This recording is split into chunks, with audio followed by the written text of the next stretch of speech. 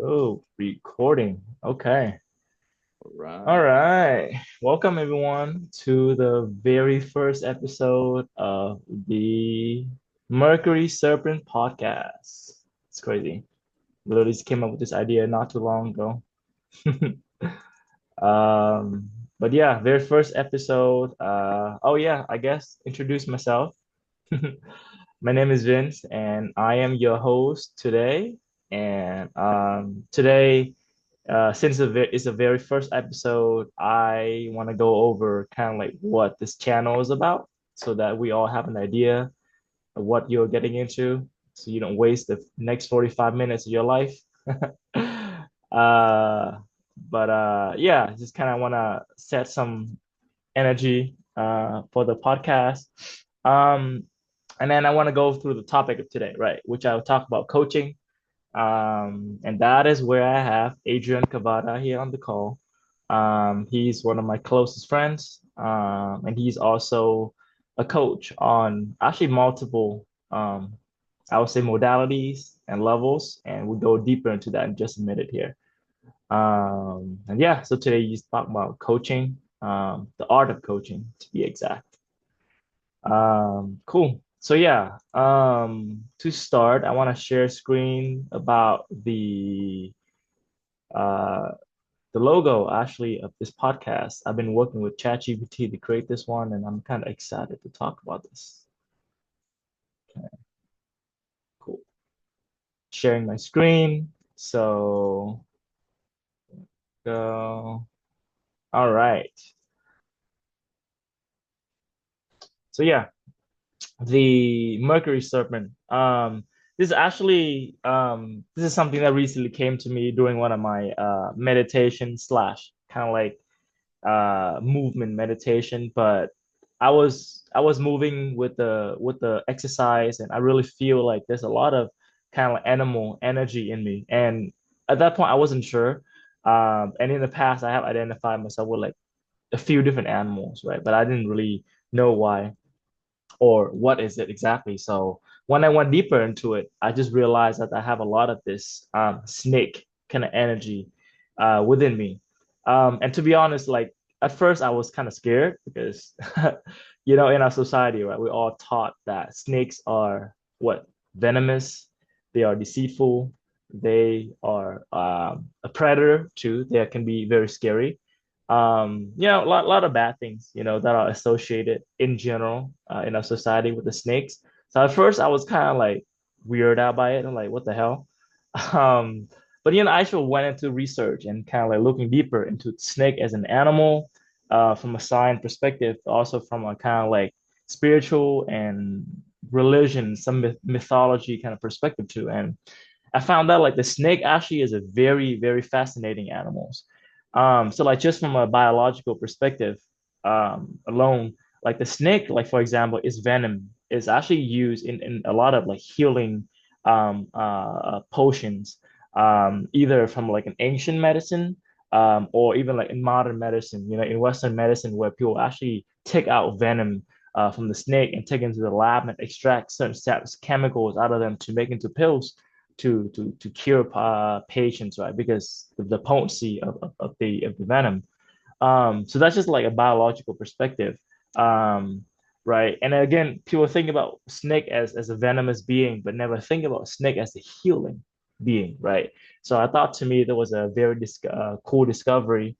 But then also from kind of like a more of a spiritual slash mythological perspective, the snake has always been associated with this kind of like idea of moving between darkness and light, right? Because it's a it's a being that kind of like slithers and it stays to the ground, but also can come up and stand up straight, right? Like a cobra type of deal.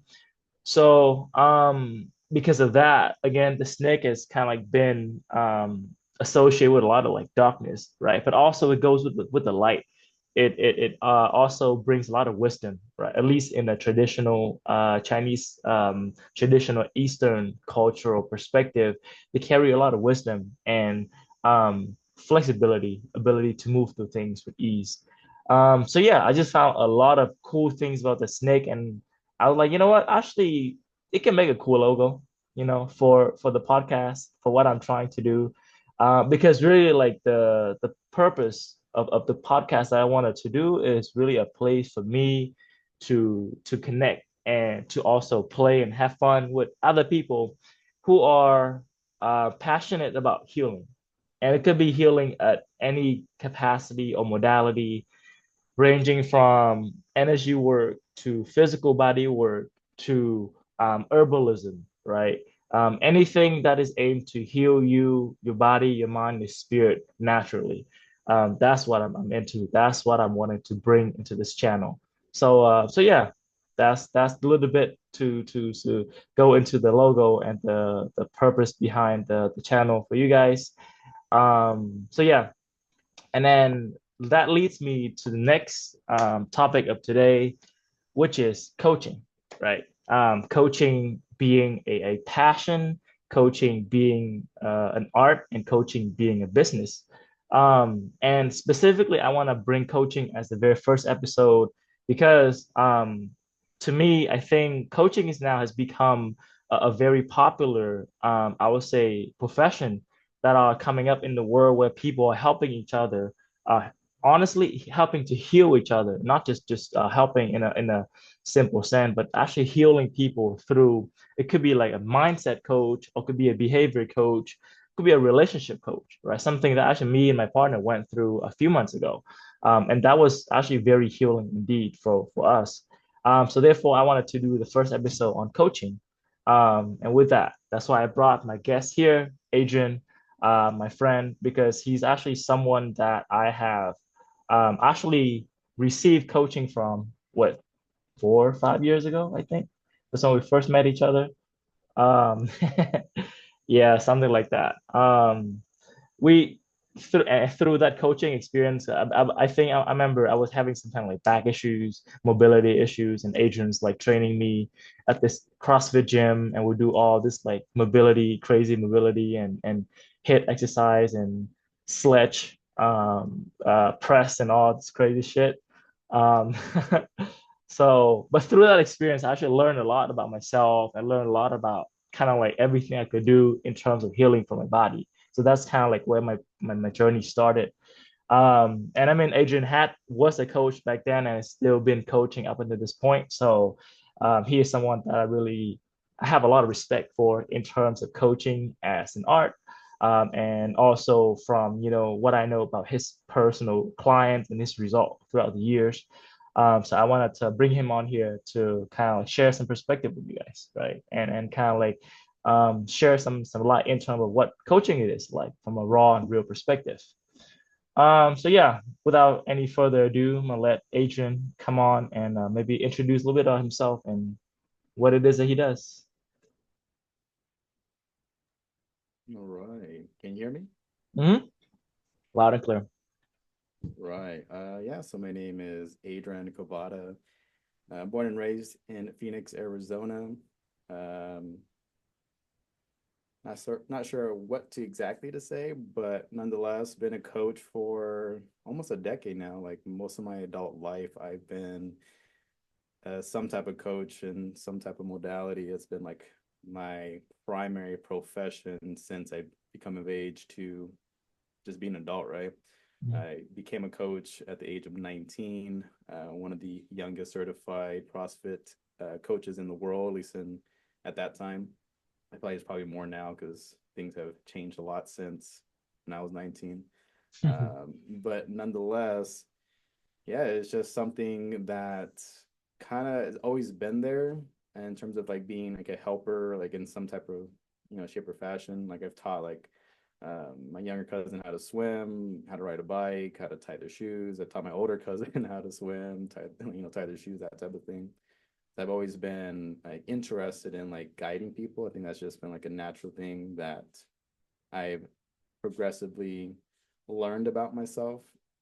And I think even touching on that, like coaching, you learn a lot about yourself in terms of one just interacting with people, learning what they find important, learning what they don't find important, learning a lot about just, oh, just how to work with people. At the end of the day, you can be as knowledgeable as you are. You can know every single thing about XYZ modality. But if you cannot connect with the individual, you're not going to make any type of change. You're not really going to feel that you're being a quote unquote good coach. It's because, like, maybe the skill that you thought you needed to have in order to be a coach wasn't exactly that.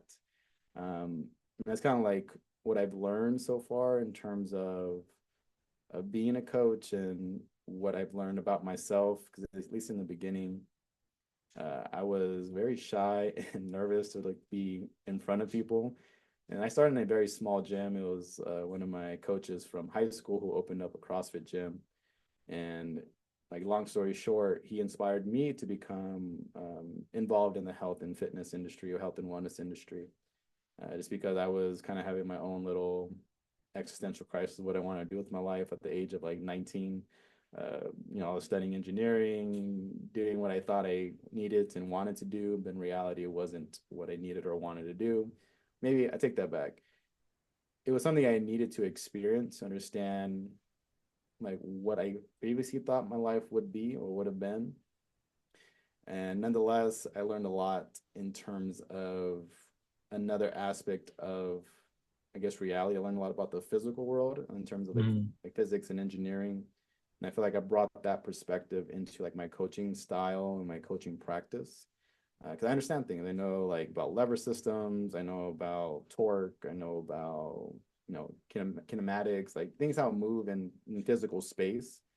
Um, and then when coming into more like a biomechanical like space, it kind of just clicked right away. From when I've been doing like some form of physical activity since the age of 14. So I've Yeah. been involved in, bettering my own physical, mental, and spiritual wellness and other modalities of wellness for the past 15 years. Been Sometimes doing it. been doing it, but like even indirectly before I knew about the other modalities. Right, Like exactly. when I first started like focusing on myself, it was mainly physical, at least as a 14-year-old kid in, health and fitness class in high school. Yeah. But over time, I started experiencing the mental health benefits, feeling more confident in myself, and, body image issues. And then eventually, as you get an adult, you start experiencing like what you've neglected as a child in terms of trauma, and you start like unlocking different levels to, for what you mentioned earlier, like healing in a sense, right? Yeah.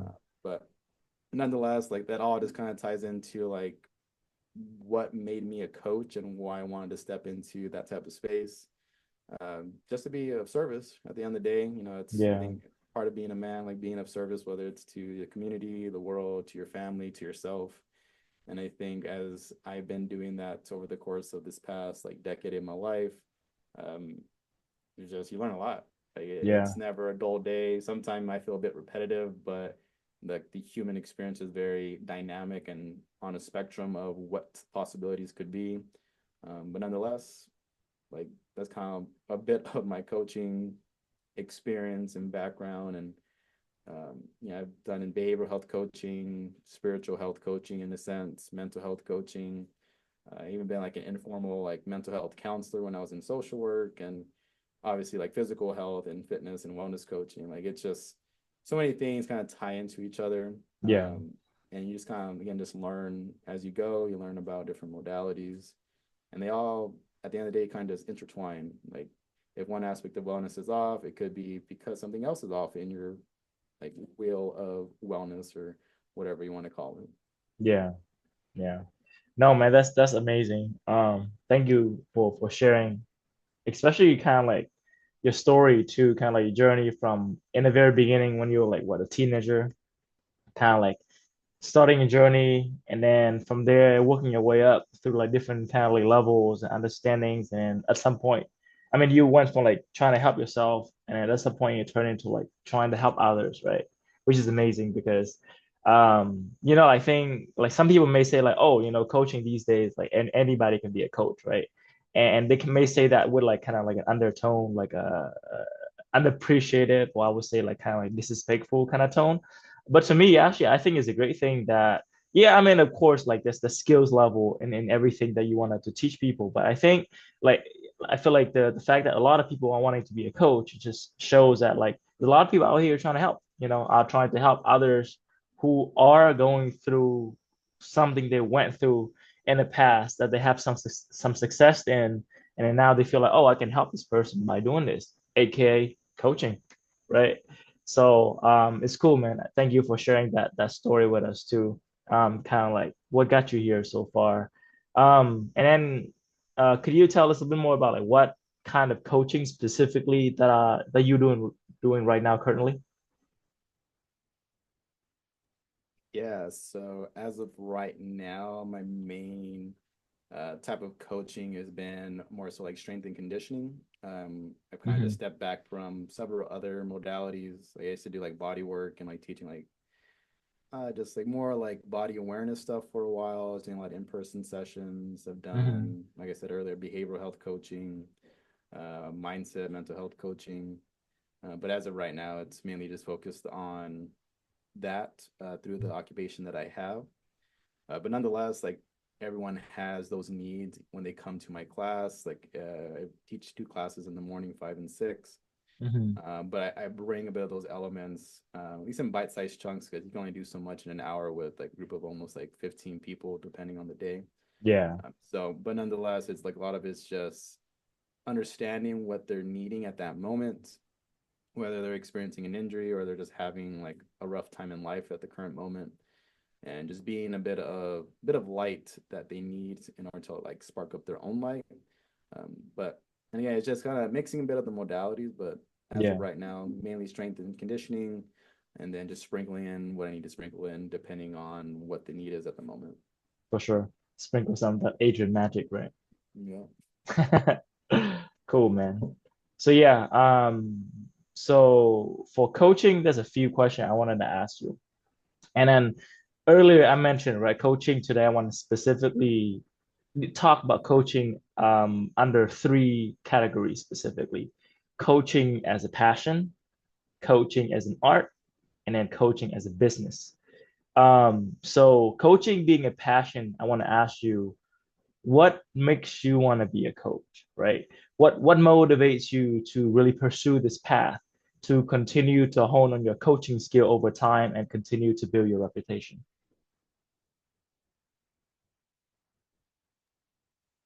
Been thinking about that.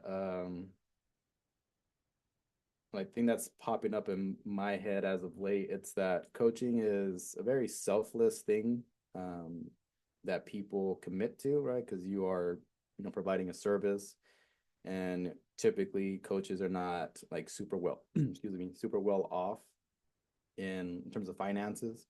However, I also find it a very selfish thing as a coach because for one, we're giving a lot to other people, but we also give ourselves the opportunity to shine at our best. Because every morning, like sometimes I don't want to be a coach. Sometimes I just want to like work out, I want to do my own thing, trying to sleep in, or I want to do X, Y, Z. But it's like those few moments right before I step in the middle of the room, and the place that I work at Lifetime, like you've been there, like it's an open space, like it's like a very big open space.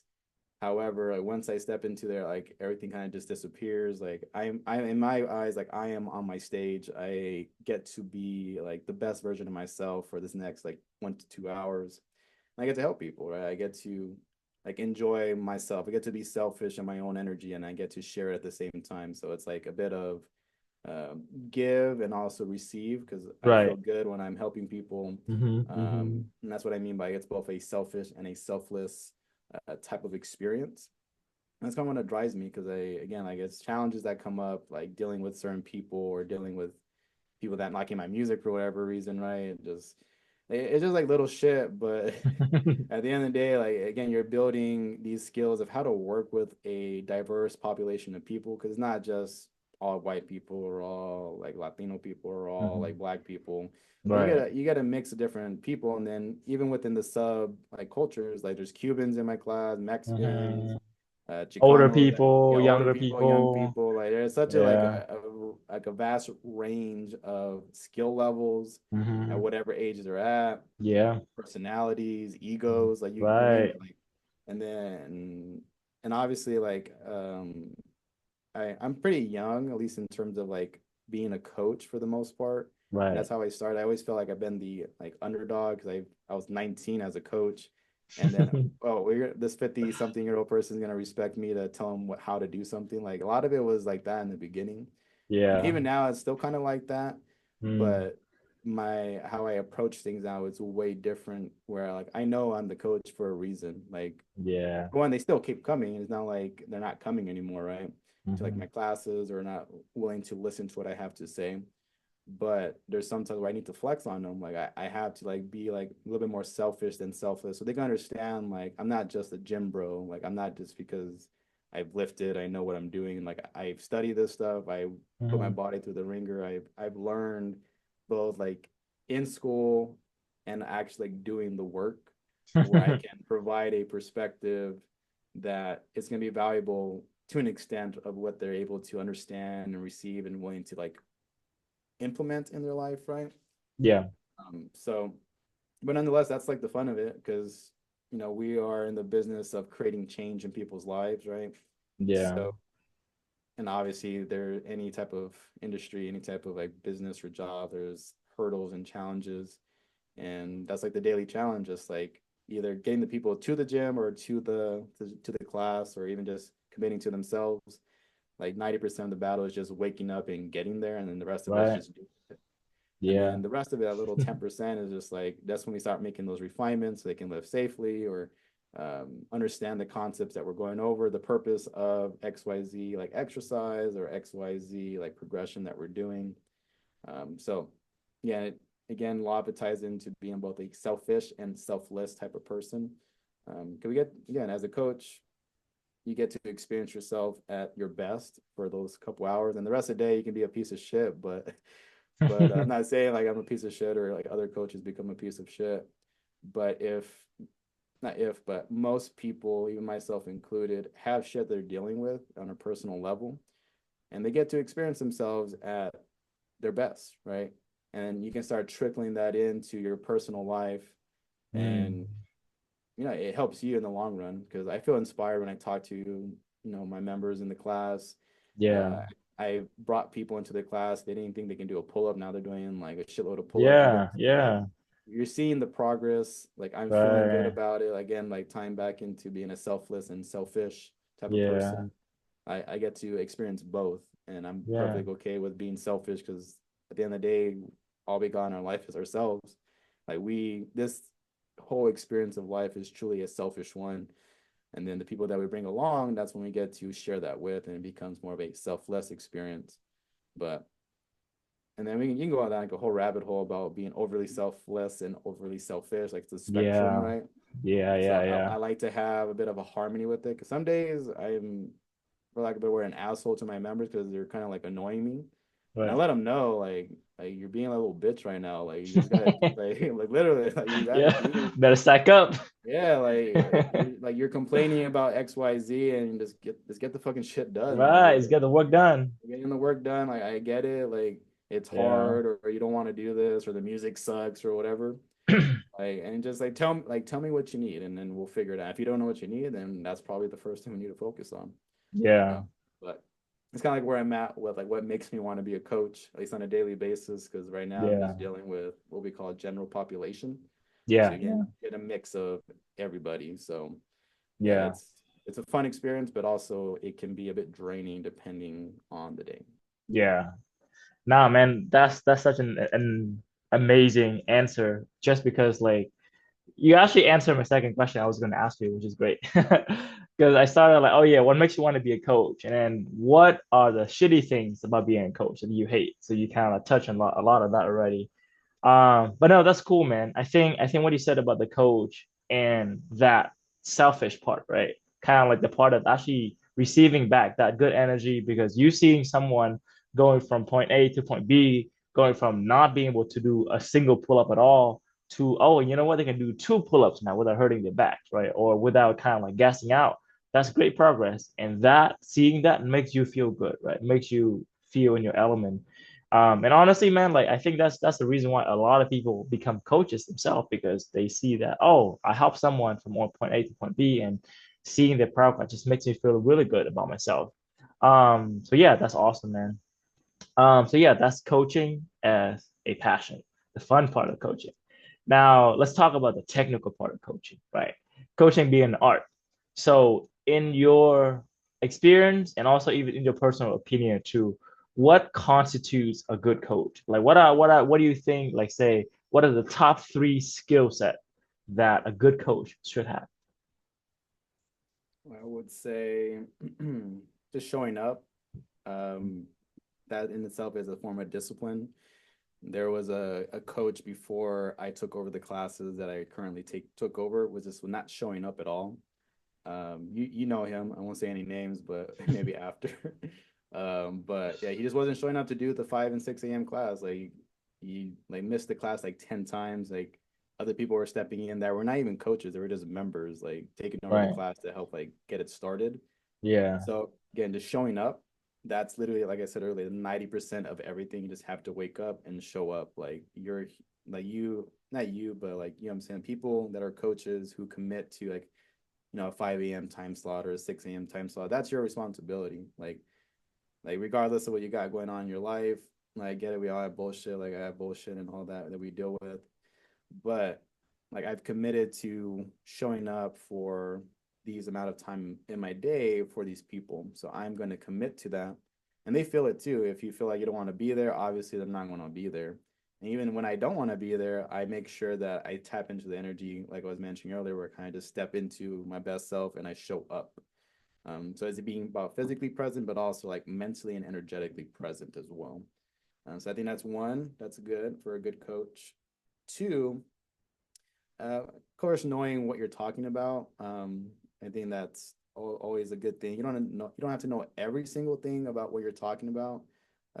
Some humility goes a long way when you just don't know something, or you get challenged on something, or even there's debating you. Like there's people that debated me in the past about why we're doing this, what's the purpose, and then that's an opportunity for, I think, even number three, where being a good coach is like showing like why you're the coach, like kind of just flexing on that.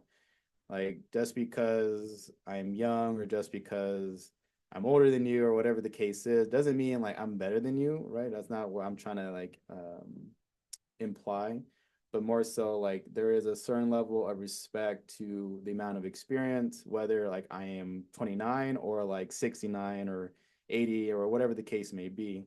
There's like a certain like amount of authority that I believe whenever I even step into someone else's like class or a different domain, that I respect that. Like I'm here to learn from them. Like I'm not here just to go through the motion. I'm here to learn. Like yeah, I know a lot. Like, I'm not to toot my own horn. I know a lot about a lot of different things, not even just outside of strength and conditioning, but I don't know everything. I know probably like a scratch of what there is to understand about what our human body is capable of doing, from the physical, mental. Like, there's so much that you can just pick up on other things. That, and I think also like even adding a fourth one is coachability. Like to be a good coach, you have to be coachable as well. And that kind of goes into the second part of the question that you had told me. It was versus a great coach. So coachability kind of like goes into that like category. So being able to be coachable, because if you're not coachable, like how you expect to coach other people, because your own ego is getting what's it called, threatened. So when you accidentally or purposely threaten another person's ego with what you're talking about, like how you're going to handle that situation if you can't even handle your own. So that also goes into being a great coach. And then also just the ability to influence change, I think makes a great coach. Because like I was mentioning earlier, there's a lot of people who know a lot of stuff. They know how to do it. They even might know the why behind it. But if they can't influence that type of change and influence people, even like understand what they actually need rather than just regurgitating information, that makes the difference, in my personal opinion, what makes a good coach into a great coach. Like how well you can connect with the person that you're serving, because anyone can put someone through a workout. Like you've seen it when you used to work at Lifetime, just people just, all right, we're gonna do this hit circuit, we're gonna do 20 squats, and then we're gonna go do this and do that. Cool, like it's fun to burn all those calories and whatever the case may be, but the next day they don't show up because maybe you overdone it, or maybe they just don't fucking like you because you don't understand what they actually needed. You know what I mean? Um, so again, being coachable, being able to connect with the actual individual themselves or a class, in that matter, for at least in my case. And honestly, just like to become a great coach, kind of hard to say because that's all subjective, right? I can say I'm the greatest coach ever to live, but I would say that's a lie. I'm not the greatest coach. Like I have my faults and all that, but I think that also ties into becoming a great coach is when you acknowledge that I don't know everything. Like I may not be everyone's cup of tea. I may not always be the most inspiring or the most this or most that, but it's also acknowledging those things. And if I want to, or if I'm willing to work on those things, if I need to, if I'm being called to, then yes, you can make those changes. But if there is no reflection or no actual need for it, then I personally believe like the changes don't need to happen unless like receiving feedback where like I need to make some changes, right? Um, so, and I'd like to do that too. Like you've experienced my coaching in a lot of different formats where I like to get their feedback, like what went well, what did not go well, what could be improved, that type of thing. So I think that also that ties into a bit of coachability, but also willing to receive any type of feedback. Even with the people I was saying like earlier about not liking my music, I call them out. Then what do you want to listen to? And then they say, I don't know. I'm like, then figure it out. Like, tell me what you want to listen to, and then I'll put it on. And like, no doubt about that. I'm not like a But until dictator. then, until you Yeah, tell me what you want, exactly. Like, I'm not yeah, a dictator for the music. Like, I can care less about the music. The music is good and all that, but for me, like when I work out or when I'm coaching, it kind of just gets drowned out. Like I'm focused yeah, on what I'm doing. Uh, right, some people right, like the music, like to vibe. I get it. Like I like to vibe yeah, too. But again, back to like what makes a great coach, coachability, just acknowledging, for lack of a better word, where you suck at, because we're not the best at everything. And yeah, sometimes we're not the best at anything, and that's perfectly fine. But as long as you're willing and able to continue to evolve within the coaching profession and as a person, that makes you a great coach, whether you even think of yourself as a great coach or not. yeah. No, man, man, I love the breakdown because I love how you kind of like stack them, right? It's like you have what being a good coach. So you have three things: just showing up. And what was the second one?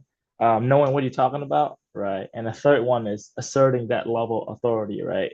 Regardless of your, age or whatever in comparison to the people within the class. So them three are the good coach. Now, great coaches, right? What is it like? Them being coachable themselves, and also they got to be able to connect to the people that they're coaching to. So, nah, man, that's awesome because that shows the art part of being coach is that because that basically goes to show people to who says that oh anybody can be a coach. Not really, right? There's different kind of coaches out there and take certain kind of level of well professional training for one because we all gotta get like professional certification before we can teach a coach anywhere. But not just that, I think it takes more than just certification to be a coach. Right? I think it takes heart first of all, takes grit, takes a lot of these quality and traits that people sometimes don't see kind of like beyond the surface. And that's why like that's the exact reason why I want to have you here to kind of like provide a breakdown. And then another point that I really like when you brought up was kind of like, oh, like it's subjective being great coach, right? And I mean, of course, I think it is everything you can never be like the master of something, right? Probably until you die, if you're lucky, you know what I mean? It's always going to be a learning progress, a learning curve. But I think, with your experience in the past 10 years being a coach, unofficially and officially, I think that's still quite a tenure, to be able to speak on these topics and your experience too, of course. Which kind of leads me to the next point or the next question of asking you, which is if you were to like compare to the young coach Adrian versus the coach Adrian now, how was that kind of like journey like? A lot of it is just letting go of being shy. Um, I was very like shy and timid when I first started, and very monotone. I still feel like I'm pretty monotone, but that's just like how I talk for the most part. Sometimes I have like changes of like my pitch and whatnot, like right now as I'm talking. But in the beginning, I was just very like for the most part quiet and shy and all that. And then obviously like as you get your reps in, like talking in front of people, like that false sense of like fear of like publicly speaking, whether it's one person or hundreds of people, kind of dissipates. I mean, leading up to it, you definitely still feel like a bit of like butterflies a little bit because like obviously you don't know what exactly is going to happen. Like you're responsible for like, you know, you're responsible for these people's well being at the end of the day because they're trusting you to guide them through like a safe workout and whatnot, depending on if it's physical or anything else, regardless. Um, where I was gonna go. Oh yeah. So yeah, very timid, and I was still like studying like my craft while I was a certified coach. So I was applying a lot of what I was learning in school to the actual people that I was working with. So that helped out a lot with understanding what I was learning. And then now, a lot of it's like second nature. I still like continue like to educate myself in like bite-sized chunks with people that I follow on Instagram. Just different like ways to like keep the body healthy. You name it, just like bite-sized things like where I can like bring it to the table when I talk to like my people. Um, and yeah, now it's like I just flow. I step in any type of like public like speaking situation. I just flow through. I don't know what it is now. I'm not necessarily like afraid to like even thousands of people if that ever happens in my lifetime or like more than that. Like I can stand in front of those people and just talk. I can walk through the crowd and speak to them, connect with them on a personal level, and that's kind of like my own like coaching style that I developed where it may not be the most like quote unquote exciting class. Like I even had people say it's very boring, at least in the beginning, because on the outside looking in, it's quiet. Like you hear music and you don't like hear me like yelling out cues. Like I'm not a cheerleader. I'm not here to be all spunky. Keep going, or whatever the case is, right? I'm not here to do that. But what I do, I literally make my rounds to every person and I make it feel like it's a personal training experience. Like it's all about them for those not even 5 minutes, like less than 5 minutes. I hear what they have to say, or I get to know them a bit more. Whatever it is, I'm just interacting with them and then I move on. Like go to the next person, next person, next person. Like, the whole time just circling with the people, cracking a joke, talking shit, giving them cues to work on, understanding what they have outside of the gym, right? Or outside of the class, outside of the coaching session. Because the more that they talk about themselves and open up about themselves, you build a greater sense of rapport. So right now, like in terms of like what I do now, it's a very natural flow of building rapport with people. It doesn't feel forced. Even sometimes I feel awkward because obviously you're just meeting someone new and then you're working with their personality or you don't know what the hell you're talking about. Like it always flow. You just have to flow with it. If it's awkward, cool. Fuck it, let it be awkward. I'm an awkward person every now and then, sometimes more than less, but it's all good. I ain't tripping, you know. I just do me and focus on getting the job done. But yeah, like that's a bit of like how I've evolved. Again, very timid now to what I call like an introverted extroverted person. So I'm more of like an introvert. However, I know when to be extroverted and how to like bring in a crowd and pretty much like demand their attention even when they're not paying attention. Like I'll literally stop and like scold them in front of the whole class, make them feel like a kid because you're disrespecting me. Like let's let me talk, and then you can talk right after. Like at the end of the day, just respect the people's time in class, respect me. I'm not asking for it, I'm demanding it right now because you're in my space right now. I'm here to help you. So respect it. So that kind of gives you an idea of like how I typically run things now. So I have what I like to call, and I'll finish on this for the question, a halo, and I got my horns, and you get what you need. That's cool, man. I love it. Yeah, man. I think once again, this second response kind of like really further illustrate the point of there's levels to this stuff, right? There's so many. different layers and nuances and things you have to take into consideration being a coach, running a class, dealing with different personalities, dealing with all these external environments, factors, right? Impacting everything, people looking in, whether they might be not in your class or they're within your class looking at you. So that's awesome. And actually, the point you made about like the biggest difference between you back then versus you now, being you, not, or I guess like overcoming the shyness and overcoming that to you so you can kind of like fully express yourself in front of you. You know, that's a very scary thing to do for a lot of people, for myself, to be honest with you. And that's something I always admire about you, is you being able to step up with this group of people, and doesn't matter how big the crowd is, you can still like stay composed and deliver what you're here to deliver, right? So that's great, man. So yeah, so that is coaching as an art. Last thing, the coaching as business, right? So my first question here for you is that, how do you make money coaching, right? Like, do you sell sessions? Do you sell online courses? Do you teach in person? What do you do to make money coaching? So as of right now, the main thing I do is teach classes at Lifetime. So I get paid a rate per class. And thankfully, Lifetime is a great company to work with, even though they have their faults and all that. You like a thing or two about that, but they pay pretty well in terms of like the coaching industry. Like when I first started like teaching coaching, I was making like $15 a class, and then I was teaching a lot of classes, and then they would take off the first 10 to cover my monthly dues for the CrossFit gym I used to work at. So I was like the number two guy in the gym right after the owner. So I was like the top dog in the gym teaching and coaching classes. But obviously 15 a class and coaching, like I don't know, like I would say maybe five, like 20, almost like 100 classes a month. Like it's not that much money.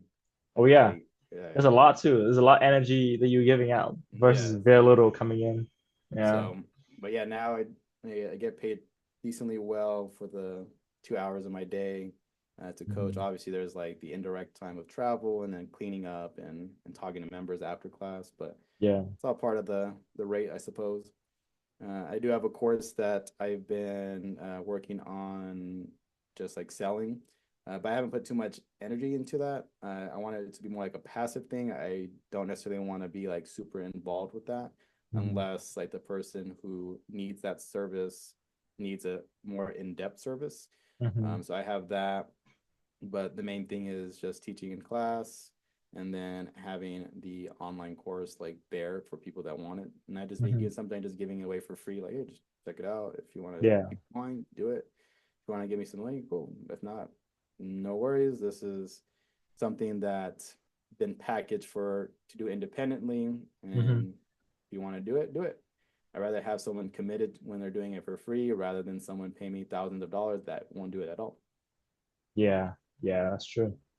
Yeah, and I think, like, there's so many like kind of like forums or format, I should say, of coaching out there. And it seems like, like I guess like works different for everybody, right? I think some people like myself, I respond very well with in-person training. Like if I'm there with you, I can feel your energy, you or your physical presence here.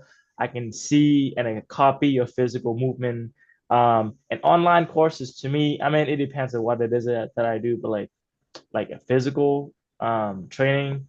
Maybe I do like online coaching when it comes to qigong and breath work and energy work. And I think that kind of stuff is easier to do it. But like, I think something physical, like what you do, like group class, Yeah. it takes a lot. And I think like it certainly requires that physical presence. So it makes sense. And I think in terms of the compensation, I do kind of agree with you in the sense that I think the coaching industry, you kind of made this comment in the beginning, but I think the coaching as an industry is very unforgiving to the coaches, right? Because for whatever reason, and I'm not gonna kind of like mention anything because we have a lot of common business association with certain places here, but I just feel like in general, and I'm not gonna say everybody, but in general, like I think the coaching is very undervalued, underpaid, underappreciated. Just because for the 2 points we covered earlier, right? Coaching as a passion, it takes a lot of heart. And coaching as an art, it takes a lot of skills and technicality and experience and composure to be a good coach. But then we go through all that. But then, at the end, like the paying is not as so much. Um, and I'm not saying like that's like industry kind of like I mean it is kind of industry standard, but I know like this outliers out there.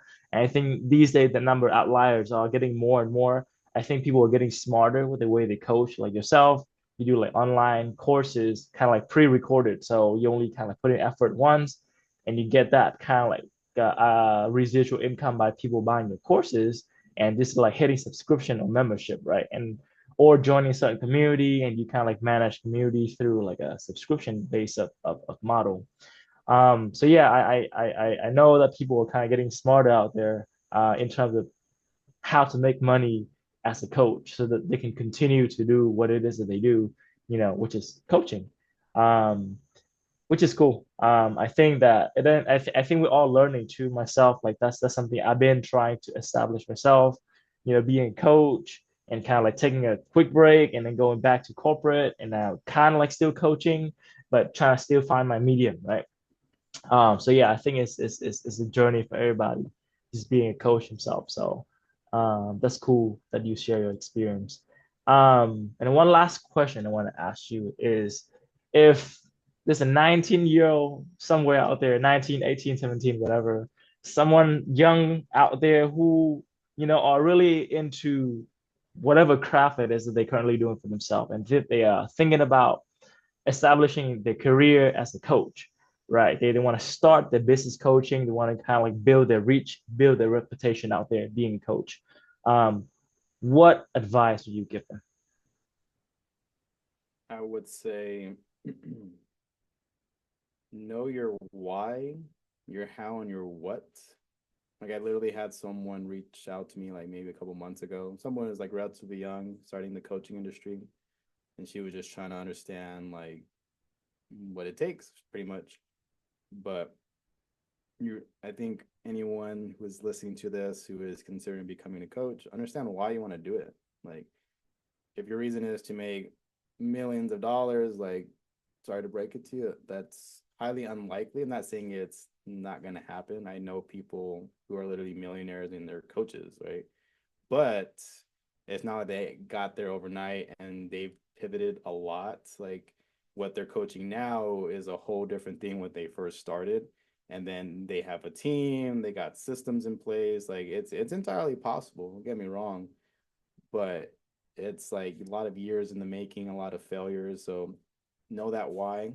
And even if it is money, like maybe think about something a little bit more important than just money, because money is always going to be there, in my opinion. Like I've, worked with my own relationship with money, a lot of scarcity and a lot of um, negative self belief towards like being abundantly wealthy, whether in finances or just like energy, whatever the case is.